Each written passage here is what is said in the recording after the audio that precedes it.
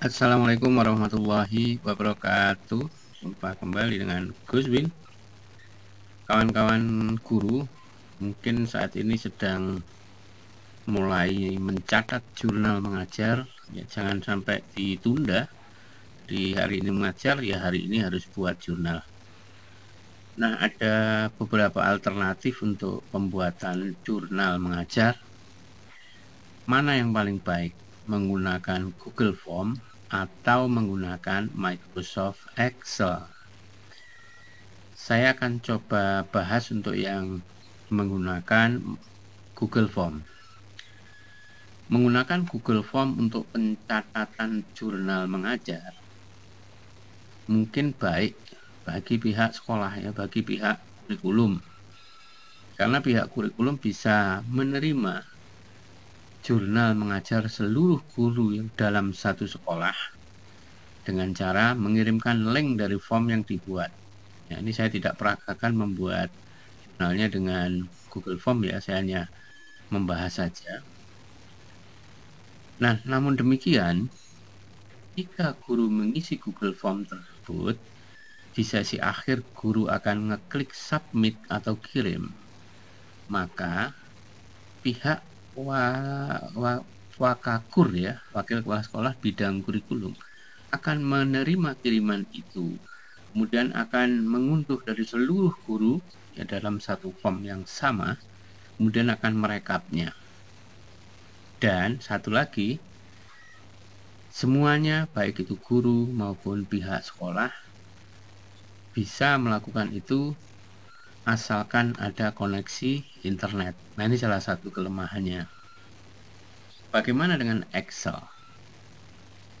Oh iya, satu lagi kelemahannya kalau pakai Google Form, ya. Ketika guru sudah submit atau kirim, guru nggak punya arsip karena sudah dikirimkan. Ya, harus minta. Bagaimana dengan Excel? Excel bisa kita manfaatkan dalam kondisi offline atau tanpa internet. Contohnya ini yang saya buat. Ini belum selesai. Nanti masih ada beberapa variabel barangkali yang mau saya masukkan, ya. Cari dulu apa yang kurang di sini. Ini sekedar contoh dulu. Kalau saya memasukkan kelas di sini, salah satu kelas misalnya, saya tulis saja misalnya ini. Maka baris ini sudah akan muncul nomor, tinggal mengisi tanggal, saya tinggal mengisi KD. Misalnya saya tulis tanggalnya di sini sudah saya beri petunjuk format pengisian tanggal adalah bulan, tanggal, tahun. Berarti misalnya ini saya tulis bulan 7 tanggal 27 2020. Nah, formatnya begini. Ketika di enter dia akan muncul tulisan seperti ini. Kemudian KD-nya misalnya saya tulis 3.3 dan 4.3 misalnya. Kemudian saya tinggal menulis deskripsi. Deskripsi saya tulis kolomnya sekian, mungkin bisa saya sempitkan juga. Pada saat saya menulis deskripsi di sini misalnya nggak cukup, maka kolom tersebut akan melebar dengan sendirinya seperti ini. Ini tinggal mengatur dengan mengaktifkan wrap text. Demikian juga untuk kolom-kolom yang lain. Pada saat yang sama, pada tanggal yang sama, misalnya saya juga mengajar lagi di kelas yang lain. Ini. Di sini muncul nomor dan muncul daftar isian lagi.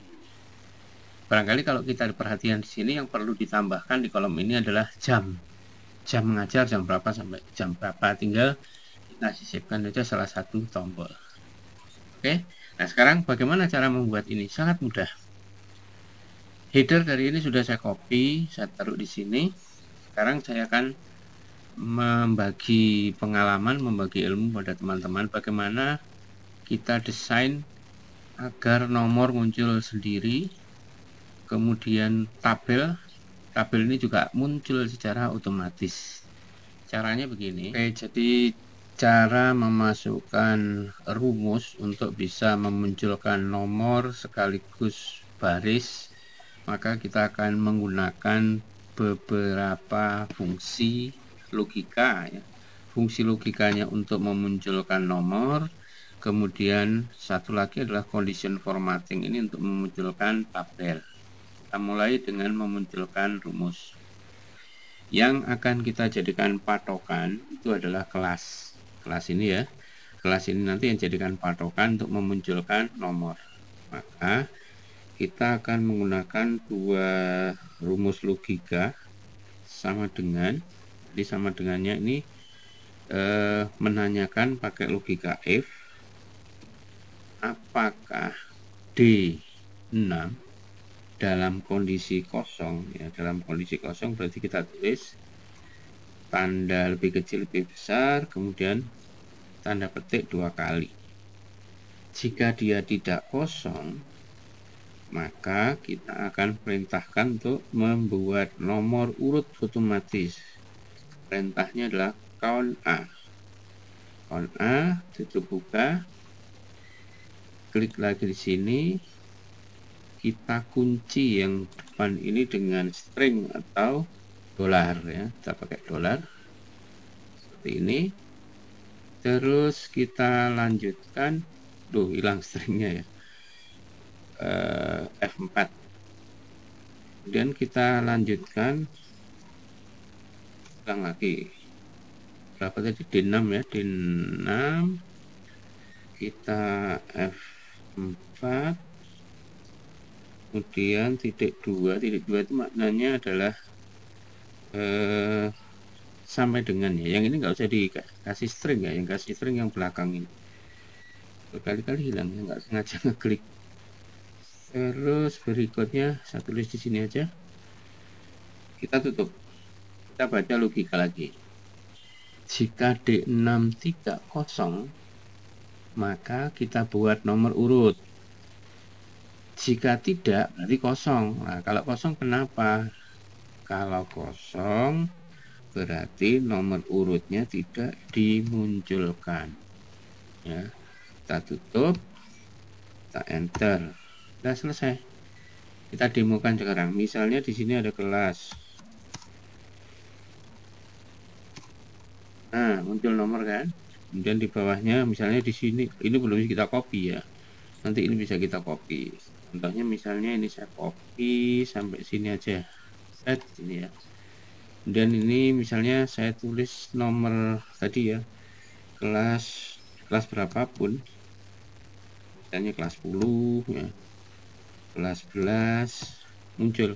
Kalau saya nulisnya di sini sama muncul ya, nomor 3-nya di sini, 4 ya. Baik, saya hapus. Nah, sekarang bagaimana memunculkan tabelnya? Untuk memunculkan tabel yang menjadi patokan atau menjadi kunci adalah pojokan sini. Kalau pojokan ini terisi, berarti terisi nomor, maka tabel akan muncul. Jika tidak, ya tidak. Maka pertama kita blok aja dulu. Nanti kalau misalnya mau bikin yang panjang gitu, blok aja sampai bawah. Ini contoh saja ya, saya buat sekian. Saya buat sedikit. Saya masuk ke condition formatting, pakai yang new rule dan pilih yang bawah sendiri. Kita buat rumus sama dengan lokasi ini menjadi patokan. Nah, dolar yang belakang ini kita buang ya, dolar yang tujuannya apa? Yang kita kunci kan kolomnya, tapi barisnya tidak. Kalau barisnya tidak dikunci, kalau barisnya dikunci, maka hanya di sini aja jadikan patokan semuanya akan muncul kolom gitu ya. Jadi sekarang setelah seperti ini, kita tambahi lebih besar lebih kecil lagi ya, tidak kosong maksudnya ya. Nah gini, jadi kalau ini tidak kosong, maka kita mau apa gitu kan? Kita mau formatnya apa? Munculkan tabel, dan kita oke, sekarang selesai. Kita demokan lagi. Ada satu kelas di sini, 12 IPS 1. Nah, muncul kan tabelnya otomatis. Di bawahnya juga ada, misalnya muncul lagi 12, ada 10 misalnya, IPA 2.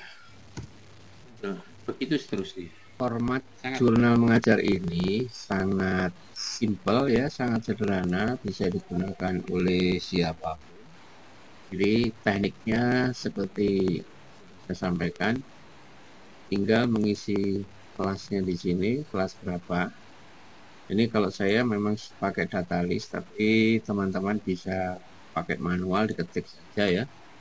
Itu diketikkan sesuatu, di sini akan muncul nomor dan tabelnya.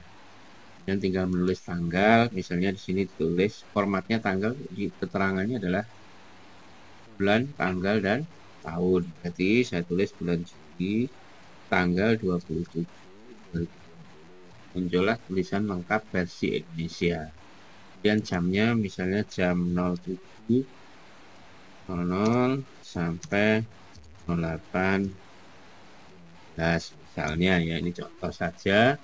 Dan misalnya KD-nya adalah 3.3 dan 4.3 KD-nya. Terus deskripsinya di sini terkait dengan deskripsi, mungkin nanti kalau teman-teman mau diganti kata-katanya silahkan lah. Yang penting yang kolom ini, kolom B ini jangan diudik-udik karena di dalamnya ada rumus. Deskripsinya terserah nih, mau ditulis dari sini tentang KD, misalnya membahas apa, misalnya membahas bla bla bla bla.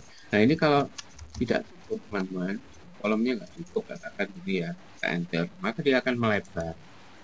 Karena saya mengaktifkan wrap text, jadi dia akan melebar dengan sendirinya.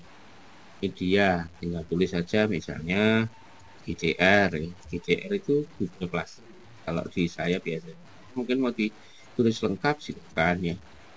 Paper, isi dan sebagainya. Bebas lah ini, teman-teman tinggal ngisi. Sumber ya, kurang M. Sumber belajar. Sumber belajarnya dari mana saja, internet atau apa. Catatan ini kalau saya sih saya tulis kalau penting saja, misalnya pada saat sesi KD ini, pelajaran ini ada yang istimewa, di situ saya tulis misalnya si A, si B, si C paling aktif di kelas, nah, tulis saja di sini untuk menambah nilai afektif atau apa nanti di nilai kita. Ya, mudah-mudahan ini bermanfaat ya teman-teman, silahkan dimanfaatkan ya. Jadi saya akan mematikan data listnya ini, slider ini. Kalau teman-teman ingin membuat sendiri silahkan, ada tutorialnya yang saya taruh linknya di deskripsi di bawah ini. Itu cukup gampang kok membuat gini. Kalau kelasnya sedikit ya gak perlulah pakai data list ya, ketik manual saja.